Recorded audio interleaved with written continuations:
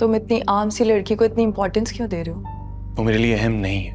वैसे तो तुम लोगों को भूलने में माहिर हो, जब मुझे भूल जाते हो तो इस आम सी लड़की को तुमने याद रखा हुआ है और इसकी बातों को भी। जब भी इस लड़की से मिलता हूँ ये मेरा दिमाग घुमा देती है। पता नहीं समझती क्या है खुद को। कुछ ना होते हुए भी इसका ये हाल है। और अगर ये कुछ होती तो ये क्या क्या कर सकती थी। ऐसी लड़कियां दूसरों की नजरों में आने के लिए यही सब करती हैं। तुम नहीं जानते इन मिडिल क्लास लोगों को। हमारे घर की मेड की बेटी का भी यही हाल है। इन लोगों की आदत होती है छोटी छोटी बातों पर बहस करने की। तुम इग्नोर करो। वैसे मुझे एक बात पर हैरत हो रही है। किस बात पर? तुम इतनी आम सी लड़की को इतनी इम्पोर्टेंस क्यों दे रहे हो? वो मेरे लिए अहम नहीं है। वैसे तो तुम लोगों को भूलने में माहिर हो, जब मुझे भूल जाते हो तो इस आम सी लड़की को तुमने याद रखा हुआ है और इसकी बातों को भी। अमल, मैं तुम्हें भूला नहीं हूं, बस बिजी होता हूं ऑफिस में ज्यादा, इस वजह से तुम्हें ऐसा लगता है और कुछ नहीं है।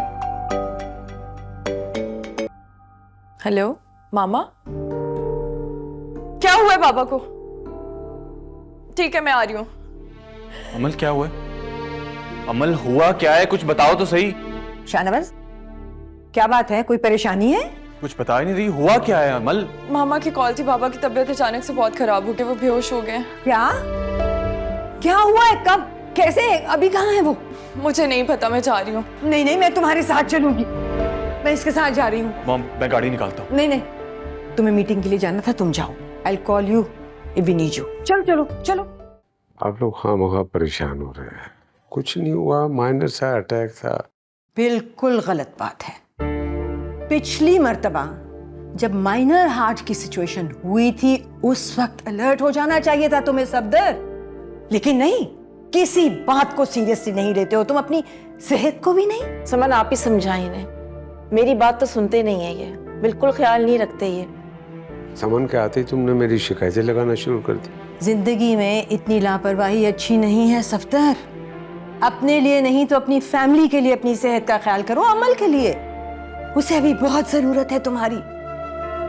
समन, सच माना था, सबसे ज्यादा परेशानी मुझे अमल की है।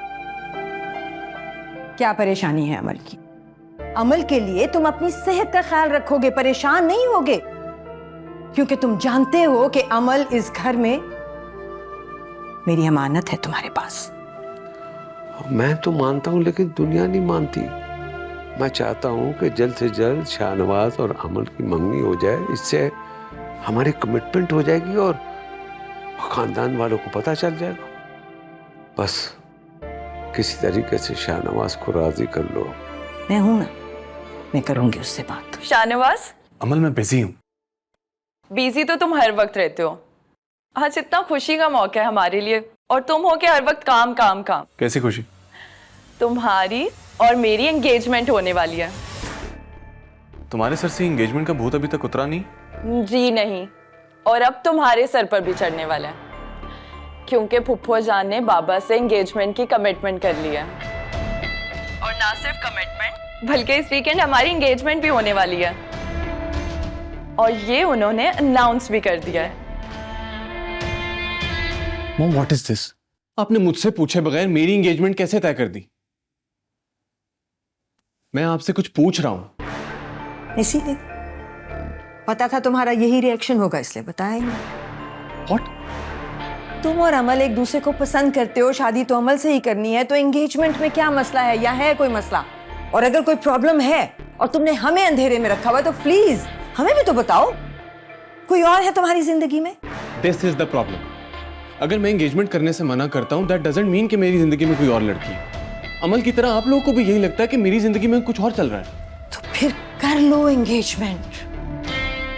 देखो, डॉक्टर ने सफदर को खुश रहने के लिए कहा है और उसकी खुशी तुम्हारी और अमल की एंगेजमेंट में है। इसलिए अब मैं तुम्हारी एक नहीं सुनूंगी। तुम अमल से एंगेजमेंट कर लो, अगर अपने लिए नहीं तो मेरे और मेरे भाई के रिश्ते के लिए कर लो। देखिए इक्तिदार, जुमेरात और जुम्मा रात 8 बजे सिर्फ ग्रीन एंटरटेनमेंट पर।